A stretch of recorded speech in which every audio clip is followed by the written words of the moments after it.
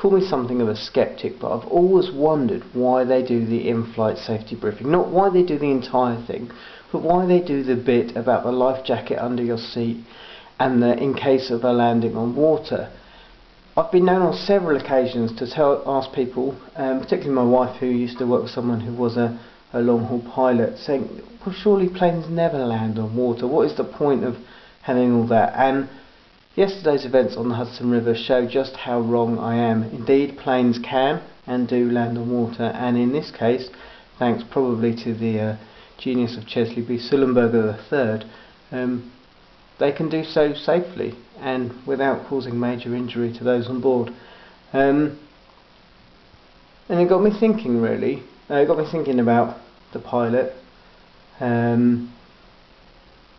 because I was reading this morning in the paper just sort of all the kind of very justified praise about his heroic actions, and indeed thinking, you know, it must be quite a surreal thing to put your plane down on the Hudson River, right, you know, by Manhatten there, and save everybody's life in something that could have been a horrible catastrophe, and think, you know, he's going to be awarded prizes undoubtedly for being a hero, which is very justifiable. But then I was thinking, what do you do? That you went into work just expecting to do a routine flight.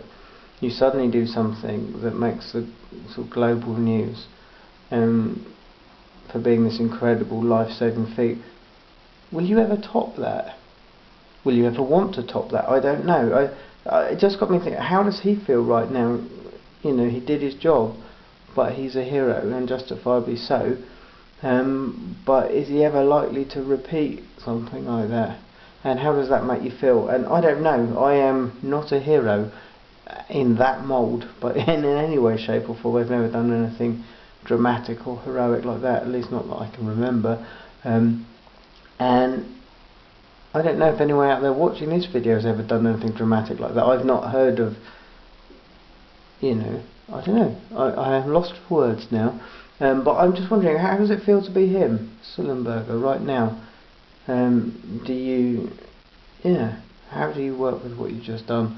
If anyone there thinks they have any insight or any other thoughts on that, do let me know, because it's weird, isn't it?